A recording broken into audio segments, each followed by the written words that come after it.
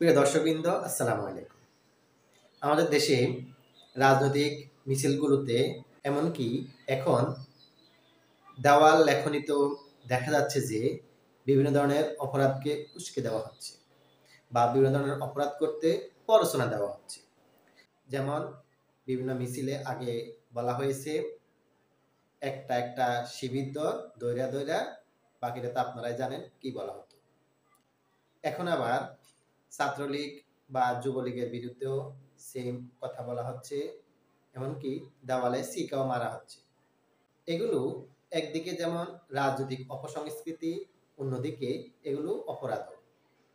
এটা হলো অপরাধে প্ররোচনা দেওয়া বা উস্কে দেওয়া বা উৎসাহিত করা। এসব উস্কানির ফলে অপরাধ যেমন ঘটতেও পারে আবার নাও ঘটতে পারে। আজকে আমরা জানবো কেউ যদি এরকম স্লোগান দেয় বা দেওয়াল লেখে, মানে চিকা মারে বা অন্য কোনো মাধ্যমে কাউকে এভাবে উস্কে দেয় অপরাধ করার জন্য, যদি অপরাধটি না ঘটে তাহলে কি শাস্তি হবে? চলুন দেখে আসি। দণ্ডবিধি 1860-এর 115 ধারা অনুযায়ী এভাবে কাউকে খুন করার জন্য যদি প্ররোচনা দেওয়া হয়, অপরাধটি যদি না ঘটে, তাহলে যিনি প্ররোচনা দিয়েছেন তার শাস্তি হবে 7 বছর পর্যন্ত কারাদণ্ড সাথে অর্থদণ্ড। আর যদি কেউ এই প্ররোচনায় প্ররোচিত হয়ে অন্যকে গিয়ে আঘাত করে, কিন্তু ওই ব্যক্তি যদি নিহত না হয়, আহত হয়, তাহলে এর শাস্তি হবে 14 বছর পর্যন্ত কারাদণ্ড।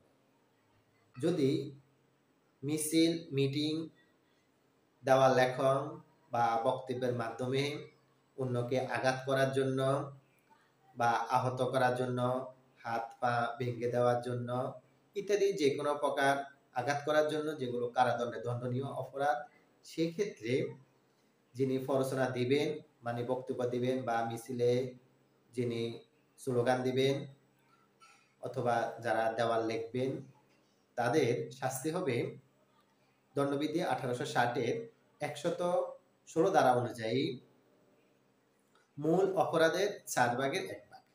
অর্থাৎ অপরাধটি যদি ঘটতো তাহলে যে শাস্তি হতো, এক্ষেত্রে শাস্তি হবে 4 ভাগের 1 ভাগ। যেমন কাউকে গুরুতর আঘাত করার জন্য যদি কোনো মিছিল বা মিটিংয়ে বক্তব্য দেওয়া হয় বা দেওয়াল লেখন করা হয়, তাহলে ওই অপরাধ হয়তো ঘটবে না, কিন্তু উনি যে প্ররোচনা দিয়েছেন, উস্কে দিয়েছেন, এর জন্য যেহেতু গুরুতর আঘাতের শাস্তি হলো 7 বছর পর্যন্ত কারাদণ্ড, তাই ওনার শাস্তি হবে 4 ভাগের 1 ভাগ।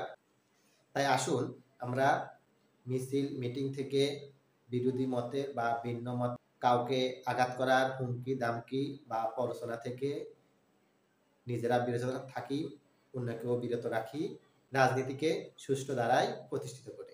ধন্যবাদ সবাইকে।